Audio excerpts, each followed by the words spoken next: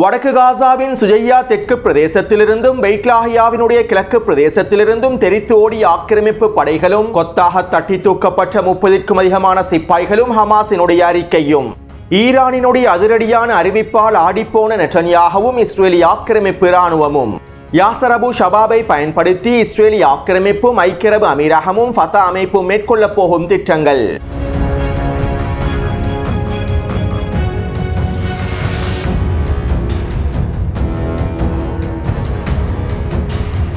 கடந்த 6 மாதத்திற்குள்ளே இஸ்ரேலி ஆக்கிரமிப்புக்குள் இருந்து கொண்டு ஈரானுக்காக உளவு பார்த்த முக்கியமான 20 உளவாளிகளை இஸ்ரேலி ஆக்கிரமிப்பு இராணுவம் கைது செய்துள்ளது. நேற்றைக்கு முன்தினமும் இஸ்ரேலி ஆக்கிரமிப்புக்குள்ளே முக்கியமான 2 உளவாளிகள் கைது செய்யப்பட்டிருந்தார்கள். இவர்கள் ஈரானுக்கு தேவையான தகவல்களை வழங்கி இருப்பதாகவும் தெரிவிக்கப்படுகின்றது. ஈரானிடமிருந்து அதிகளவான டாலர்களை பெற்றுக்கொண்டு இவர்கள் முக்கியமான வரைபடங்களையும் கட்டளை தளங்களின் புகைப்படங்களையும் ஈரானிய தரப்பினருக்கு அனுப்பி இருப்பதாக இஸ்ரேலி ஆக்கிரமிப்பு ஊடகங்கள் தெரிவித்துள்ளன. மேலும் இஸ்ரேலி ஆக்கிரமிப்பு படைகள் இன்னும் அதிகளவான உளவாளிகளை தேடி வருவதாகவும் தெரிவிக்கப்படுகின்றது. இப்படியான நிலைமையில் இன்று காலை ஈரானின் உளவுத்துறை அமைச்சர் அதிரடியான அறிக்கை ஒன்றை வெளியிட்டிருந்தார். இஸ்ரேலி ஆக்கிரமிப்பின் இராணுவ விஞ்ஞான அணுசக்தி துறைகள் மற்றும் மேற்கத்திய நாடுகளோடும் அமெரிக்காவோடும் இஸ்ரேலி ஆக்கிரமிப்பு கொண்டிருக்கக்கூடிய மிக முக்கியமான தொடர்புகள், இவர்களுக்கிடையிலே மேற்கொள்ளப்பட்டிருக்கக்கூடிய ரகசிய ஒப்பந்தங்கள் மற்றும் இன்னும் மிக முக்கியமான ரகசியமான ஆயிரக்கணக்கான ஆவணங்களையும் நாங்கள் பெற்றுக் கொண்டுள்ளோம். இஸ்ரேலி ஆக்கிரமிப்பின் மிக முக்கியமான ரகசியமான ஆயிரக்கணக்கான ஆவணங்கள் தற்போது எங்களுடைய கைகளை வந்தடைந்துள்ளன. தற்போது நாங்கள் பெற்றுக் கொண்டிருக்கக்கூடிய இந்த தகவல்களும் தரவுகளும் ஈரானினுடைய தாக்குதல் திறன்களை பல மடங்கினால் அதிகரிக்கும். இஸ்ரேலி ஆக்கிரமிப்பு தொடர்பான இந்த ஆயிரக்கணக்கான ஆவணங்களை பல தடைகளுக்கு மத்தியில் பல்வேறுபட்ட முயற்சிகளை மேற்கொண்டு நாங்கள் இந்த ஆயிரக்கணக்கான ஆவணங்களை ஈரானிற்குள்ளே கொண்டு வந்துள்ளோம். இஸ்ரேலி ஆக்கிரமிப்பு தொடர்பான இந்த முக்கிய ரகசிய தகவல்களை பெற்றுக் கொள்வதை போன்றே இந்த ரகசிய உளவு தகவல்களை ஈரானிற்குள்ளே கொண்டு வருவதும் ஒரு மிகப்பெரிய நடவடிக்கையாகும். நாங்கள் இந்த தரமான ரகசியமான நடவடிக்கையை சிறிது காலத்திற்கு முன்பே மேற்கொண்டிருந்தோம். இந்த செயற்பாடு பொறிமுறையின் பாதுகாப்பை உறுதி செய்வதற்காகவே நாங்கள் காத்திருந்தோம். இந்த ஆயிரக்கணக்கான ஆவணங்கள் பாதுகாப்பாக எங்களுடைய கைகளை வந்தடையும் வரை நாங்கள் காத்திருந்தோம். தற்போது இவை அனைத்தும் முழுமையாக எங்களுடைய கைகளை வந்தடைந்து விட்டன. அத்தோடு நாங்கள் பெற்றுக் கொண்டிருக்கக்கூடிய இந்த ஆவணங்களில் ஒரு சிலவற்றினை நாங்கள் விரைவில் வெளிப்படுத்துவோம். இஸ்ரேலி ஆக்கிரமிப்பின் மிக முக்கியமான ரகசியங்களை வெளிப்படுத்துவோம். அந்த சந்தர்ப்பத்திலே இஸ்ரேலி ஆக்கிரமிப்பின் மிகப்பெரிய பலவீனத்தை ஒட்டுமொத்த சர்வதேசமும் அவதானிக்கும். எங்களுடைய உளவு பிரிவு எவ்வளவு வெற்றிகரமான காரியத்தை மேற்கொண்டுள்ளது என்பதனையும் ஒட்டுமொத்த சர்வதேசமும் புரிந்து கொள்ளும். நாங்கள் மேற்கொண்டிருக்கக்கூடிய இந்த நடவடிக்கையானது சிக்கலானது, விரிவானது மற்றும் வினைத்திறனானது. மேலும் இது இஸ்ரேலி ஆக்கிரமிப்பு உளவு பிரிவின் மிகப்பெரிய வீழ்ச்சியாகவே அடையாளப்படுத்தப்பட போகின்றது என ஈரானினுடைய உளவுத்துறை அமைச்சர் தெரிவித்துள்ளார். இஸ்ரேலி ஆக்கிரமிப்பின் டிமோனா அணுசக்தி தளம் தொடர்பாகவும் இஸ்ரேலி ஆக்கிரமிப்புக்குள்ளே இருக்கக்கூடிய மிக முக்கியமான சுரங்கப்பாதைகள் தொடர்பாகவும் நெட்டன்யாஹூ மற்றும் அரசியல் தலைமைகள் பயன்படுத்தக்கூடிய சுரங்கப்பாதைகள் தொடர்பாகவும் இஸ்ரேலி ஆக்கிரமிப்பின் பலவீனமான புள்ளிகள் தொடர்பாகவும் எந்த இடத்தில் கையை வைத்தால் இஸ்ரேலி ஆக்கிரமிப்பு முழுமையாக முடக்கப்படும் என்பது தொடர்பாகவும் ஈரானினுடைய உளவு பிரிவு மிக முக்கியமான ஆவணங்களை பெற்றுக் கொண்டிருப்பதாக ஈரானிய ஊடகங்கள் உறுதிப்படுத்தியுள்ளன. மேலும் இந்த ஆயிரக்கணக்கான ஆவணங்களை கடந்த சில வாரங்களாக ஈரானினுடைய IRGC குதுஸ் படையினர் முழுமையாக ஆராய்ந்து வருவதாகவும் தெரிவிக்கப்படுகின்றது. அத்தோடு ஈரானின் உளவுத்துறை அமைச்சர் இவ்வாறான கருத்துக்களை வெளியிட்டதும் ஒட்டுமொத்த இஸ்ரேலி ஆக்கிரமிப்பும் பதற்றத்திற்குள் தள்ளப்பட்டிருந்தது. நெட்டன்யாஹூ இன்றிரவு அவசரமாக இஸ்ரேலி ஆக்கிரமிப்பு போரமைச்சரவை கூட்டத்தையும் கூட்டியுள்ளார். இஸ்ரேலி ஆக்கிரமிப்பின் ஷின்பெட் உளவு பிரிவினுடைய தலைவரும் மொசாட் உளவு பிரிவினுடைய தலைவரும் நெட்டன்யாஹூவும் மூடி அறைக்குள்ளே மிக முக்கியமான கலந்துரையாடல்களை மேற்கொள்ளப் போவதாகவும் இஸ்ரேலி ஆக்கிரமிப்பு ஊடகங்கள் செய்திகளை வெளியிட்டுள்ளன.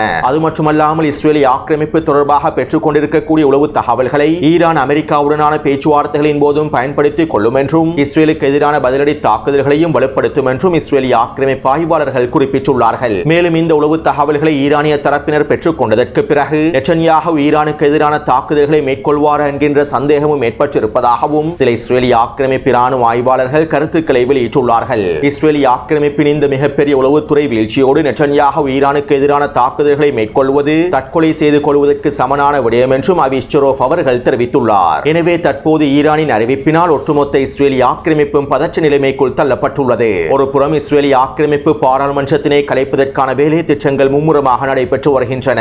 அடுத்த வாரம் பாராளுமன்றத்தில் நடைபெறப் போகும் வாக்கெடுப்பில் நெட்டன்யாஹூவின் அரசாங்கம் வீழ்த்தப்படுவதற்கான வாய்ப்புகளும் அதிகமாகவே இருக்கின்றன. இப்படியான சூழ்நிலையில் ஈரானினுடைய அறிவிப்பானது நெட்டன்யாஹூவுக்கு பேரிடியாக அமைந்துள்ளது என்றும் குறிப்பிடப்படுகின்றது.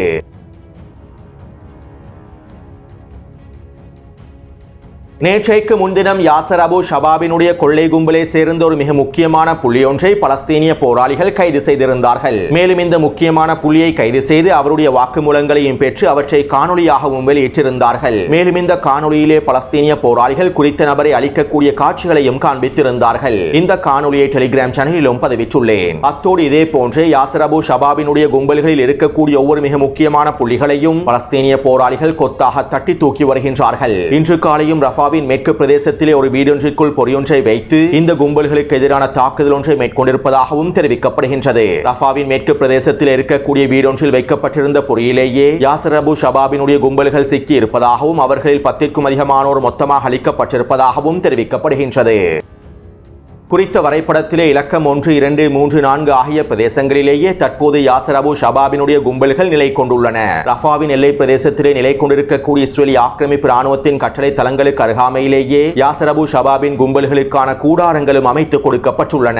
மேலும் ISIS பயங்கரவாதிகளும் யாசர் அபு ஷபாபினுடைய கும்பல்களில் இணைக்கப்பட்டுள்ளார்கள். அது மட்டுமல்லாமல் துரோகி அப்பாஸினுடைய ஃபத்தா அமைப்பானது யாசர் அபு ஷபாபுக்கு முழுமையான ஆதரவையும் வெளிப்படுத்தியுள்ளது. இதற்கமைவாக நேற்றிரவு துரோகி அப்பாஸின் பலஸ்தீனி அதிகார சபையினுடைய சில முக்கியமான புள்ளிகள் யாசர் அபு ஷபாபை சந்தித்து கலந்துரையாடல்களை மேற்கொண்டிருப்பதாகவும் தகவல்கள் கசிவடைந்துள்ளன.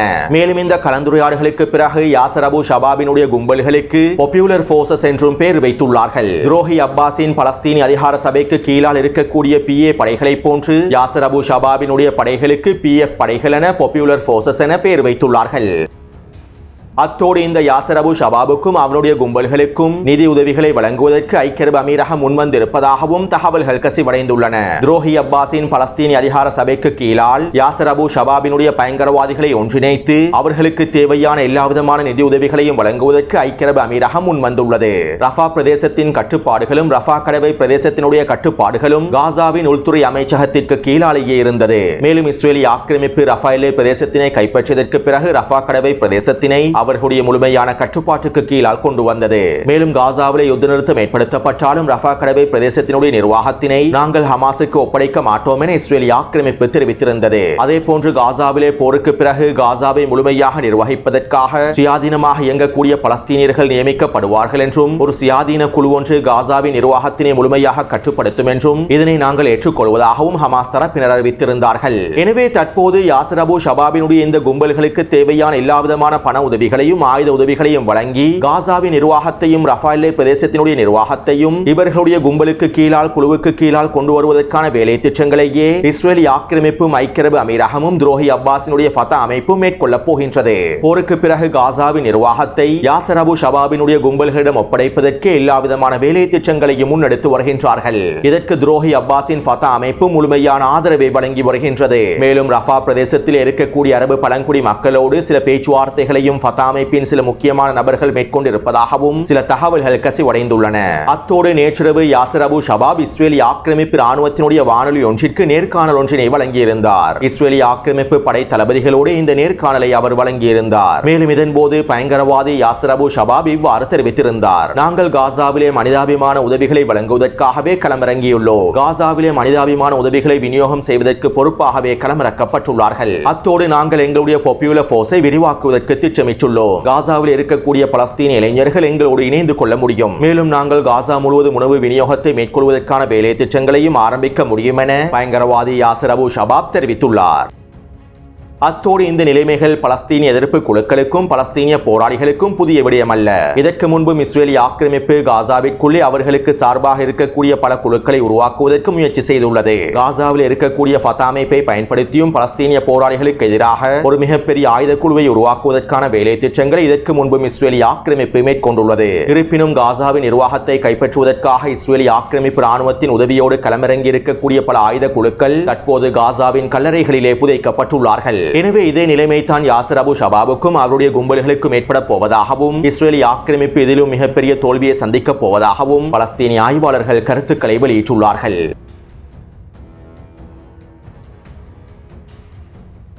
நேற்றிரவு இஸ்ரேலி ஆக்கிரமிப்பு ராணுவம் காணொலி ஒன்றை வெளியிட்டிருந்தது. கான் யூனிஸ் பிரதேசத்தில் இருக்கக்கூடிய யூரோப்பியன் வைத்தியசாலைக்கு அருகாமையில் ஒரு சுரங்கப்பாதை அமைந்திருப்பதாகவும் இந்த சுரங்கப்பாதையை இலக்கு வைத்து மே 13ஆம் தேதி வான்வழி தாக்குதல்களை மேற்கொண்டிருந்ததாகவும் இந்த சுரங்கப்பாதைக்குள்ளேயே ஹமாஸினுடைய தலைவராக இருக்கக்கூடிய முகமது சின்வரும் ரஃபா படைப்பிரிவின் தளபதியாக இருக்கக்கூடிய முகமது ஷபானாவும் கொல்லப்பட்டுள்ளார்கள் என்றும் இஸ்ரேலி ஆக்கிரமிப்பு குறித்த காணொலி தொடர்பாக கருத்துக்களை வெளியிட்டுள்ளது. இந்த காணொலியை டெலிகிராம் சேனலிலும் பதிவிட்டுள்ளேன். மேலும் இஸ்ரேலி ஆக்கிரமிப்பு வெளியிட்ட காணொலி தொடர்பாக காசாவின் களத்தில் இருக்கக்கூடிய ஊடகவியலாளர் அனசல் ஷரீப் அவர்கள் இவ்வாறு தெரிவித்திருந்தார். ஆக்கிரமிப்பு வெளியிட்டிருக்கக்கூடிய காணொலியானது எடிட் செய்யப்பட்டிருக்கக்கூடிய காணொலியாகும். வேறொரு பிரதேசத்தில் இருக்கக்கூடிய சுரங்கப்பாதை ஒன்றை யூரோப்பியன் வைத்தியசாலை அருகாமையில் இருக்கக்கூடிய சுரங்கப்பாதையாக அவர்கள் வடிவமைத்துள்ளார்கள். மேலும் இந்த எடிட் செய்யப்பட்ட காணொலியின் மூலமாக ஆக்கிரமிப்பின் கூற்றுக்களை உறுதி செய்ய முடியாது என்றும் ஊடகவியலாளர் அனசல் ஷரீப் அவர்கள் தெரிவித்துள்ளார். அத்தோடு குறித்த சுரங்கப்பாதையிலிருந்து நாங்கள் 3க்கும் அதிகமான உடல்களை மீட்டெடுத்திருப்பதாகவும் இந்த உடல்களிலே முகமது சின்வருடைய உடலும் காணப்படுவதாகவும் அவற்றை நாங்கள் தற்போது உறுதி செய்திருப்பதாகவும் இஸ்ரேலி ஆக்கிரமிப்பு ராணுவம் இன்றைய தினம் அறிவித்தது. மேலும் இஸ்ரேலி ஆக்கிரமிப்பு வெளியிட்டிருக்கக்கூடிய கருத்துக்களை உறுதிப்படுத்துவதற்கான எந்த விதமான ஆதாரங்களையும் அவர்கள் வெளியிடவில்லை. அது மட்டுமல்லாமல் குறித்த விடயம் தொடர்பாக இன்னும் பலஸ்தீனிய போராளிகள் உத்தியோகபூர்வமாக எந்த விதமான கருத்துக்களையும் வெளியிட்டிருக்கவில்லை. அடுத்து நேற்று மாலை இஸ்ரேலி ஆக்கிரமிப்பு ராணுவம் கான் யூனிஸின் கிழக்கு பகுதியொன்றை முழுமையாக சுற்றி வளைத்தது. குறித்த பிரதேசத்திலே இஸ்ரேலிய பணைய கைதியான மட்டான் ஜங்பர் என்பவர் இருக்கின்றார் என்றும் அவரை மீட்பதற்காகவே நாங்கள் சுற்றி வளைத்துள்ளோம் என்றும் இஸ்ரேலி ஆக்கிரமிப்பு தெரிவித்திருந்தது. இஸ்ரேலிய ஆக்கிரமிப்பின் விசேட படைப்பிரிவுகளே குறித்த பிரதேசத்தில் இருக்கக்கூடிய இஸ்ரேலிய பணைய கைதியான மட்டானை மீட்டெடுப்பதற்கு இந்த நடவடிக்கைகளில் களமிறங்கி இருந்ததாகவும் தெரிவிக்கப்படுகின்றது. இருப்பினும் இஸ்ரேலிய ஆக்கிரமிப்பு படைகளினால் குறித்த பணைய கைதியை மீட்டெடுக்க முடியவில்லை. அத்தோடு இதைத் தொடர்ந்து அபு உபைதா அவர்கள் அறிக்கை வெளியிட்டிருந்தார். ஆக்கிரமிப்பு படைகள் கைதி மட்டானை முற்றுகையிட்டுள்ளார்கள். ஆனால் ஆக்கிரமிப்பினால் கைதியை உயிரோடு மீட்டெடுக்க முடியாது. ஆக்கிரமிப்பு கைதியை மீட்டெடுப்பதற்கு முயற்சி செய்தால் நாங்கள் அவரை அழித்து விடுவோம். மேலும் குறித்த கைதிக்கு ஏற்பட போகும் இந்த நிலைமைக்கு ஆக்கிரமிப்பை பொறுப்பேற்க வேண்டும். கடந்த 20 மாதங்களாக நாங்கள் குறித்த கைதியை பாதுகாத்துள்ளோம். ஆனால் தற்போது ஆக்கிரமிப்பு படைகள் குறித்த கைதிக்கு ஆபத்தை ஏற்படுத்தியுள்ளார்கள். இவற்றுக்கு நாங்கள் ஒரு பொழுதும் பொறுப்பேற்கப் போவதில்லை என்றும் அபு உபைதா அவர்கள் குறித்த அறிக்கையிலே தெரிவித்துள்ளார். அடுத்து இன்று மாலை ஹமாஸ் தரப்பினரும் ஒரு அறிக்கை ஒன்றை வெளியிட்டிருந்தார்கள். எதிர்ப்பானது பொதுமக்கள் மீதான இனப்படுகொலை தாக்குதல்களுக்கு பதில் வழங்கும் நோக்கத்தோடு ஒரு மிகப்பெரிய போரை நடத்தி வருகின்றது. புதுப்பிக்கப்பட்ட கள தந்திரோபாயங்களை பயன்படுத்தி நாங்கள் ஆக்கிரமிப்பு எதிரிக்கு களத்திலே மிகப்பெரிய இழப்புகளை ஏற்படுத்தி வருகின்றோம். இதற்கு பிறகும் ஆக்கிரமிப்பு காசாவிலே விரிவாக்க தாக்குதல்களை மேற்கொண்டால் இதைவிட பல மடங்கு அதிகமான இழப்புகளை சந்திக்க வேண்டி ஏற்படும். மேலும் ஆக்கிரமிப்பின் விரிவாக்கம் கைதிகளையும் மிகப்பெரிய சிக்கலுக்குள் தள்ளிவிடும். உங்களுடைய கைதிகளை உயிரோடு பெற்றுக்கொள்ள வேண்டுமாக இருந்தால் ஒரு விரிவான ஒப்பந்தத்தினை நீங்கள் மேற்கொள்ள வேண்டும். ஒரு விரிவான ஒப்பந்தத்தினை தவிர உங்களுடைய கைதிகளை ஒரு பொழுதும் உயிரோடு மீட்டெடுக்கவே முடியாது. ஆனால் நெட்டன்யாஹூ இந்த விரிவான ஒப்பந்தங்களை முழுமையாக நிராகரிக்கின்றார். நெட்டன்யாஹூ கூறும் முழுமையான வெற்றி என்பது அவருடைய மாயையாகும். அவருடைய ஆதரவாளர்களை தவறாக வழிநடத்தி அவருடைய ஆட்சி அதிகாரத்தினை தக்க வைத்துக் கொள்வதற்காகவே இந்த மாயைகளை அவர் பயன்படுத்துகின்றார். ஆட்சி அதிகாரங்களை தக்க வைத்துக் கொள்வதற்காக நெட்டன்யாஹூ மேற்கொண்டு வரும் இந்த முடிவில்லா யுத்தம் அவர்களுக்கே மிகப்பெரிய சுமையாக மாறிவிட்டது.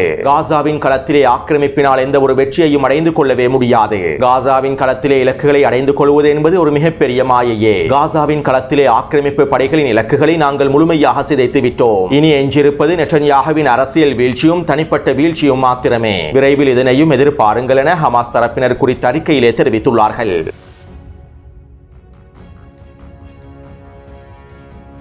இஸ்ரேலிய ஆக்கிரமிப்பு ராணுவம் கடந்த 24 மணித்தியாலங்களாக காசா முழுவதும் உச்ச வான்வழி தாக்குதல்களை மேற்கொண்டு வருகின்றது. குறிப்பாக வடக்கு காசாவின் ஜபலியா கிழக்கு பிரதேசங்களிலும் கான் யூனிஸின் கிழக்கு பிரதேசங்களிலும் பலஸ்தீனிய மக்கள் தங்கியிருக்கக்கூடிய பாடசாலைகளிலுமே உச்ச வான்வழி தாக்குதல்களை மேற்கொண்டு வருகின்றது. கடந்த 24 மணித்தியாலங்களுக்குள் இஸ்ரேலிய ஆக்கிரமிப்பு மேற்கொண்டிருக்கக்கூடிய வான்வழி தாக்குதலினால் 115க்கும் அதிகமான பலஸ்தீனிய மக்கள் இனப்படுகொலை செய்யப்பட்டுள்ளார்கள். மேலும் 180க்கும் அதிகமான பலஸ்தீனிய மக்கள் படுகாயங்களுக்கு உள்ளாக்கப்பட்டுள்ளார்கள். அது மட்டுமல்லாமல் கடந்த 24 மணித்தியாலங்களுக்குள் கொல்லப்பட்டிருக்கக்கூடிய பலஸ்தீனிய மக்களில் 40க்கும் அதிகமான குழந்தைகள் உள்ளடங்குகின்றார்கள் என்றும் காசாவின் சுகாதாரத்துறை அமைச்சகம் தெரிவித்துள்ளது.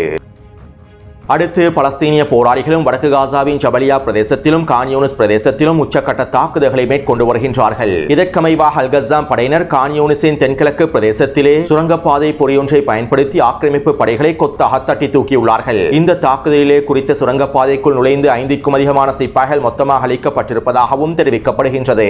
அடுத்து அல் கஸ்ஸாம் படையினர் கான் யூனிஸின் அல் கராரா பிரதேசத்தில் மேற்கொண்ட தொடர்ச்சியான மோட்டார் குண்டு தாக்குதல்களில் 2 ஜீப் வண்டிகள் மொத்தமாக அளிக்கப்பட்டுள்ளன.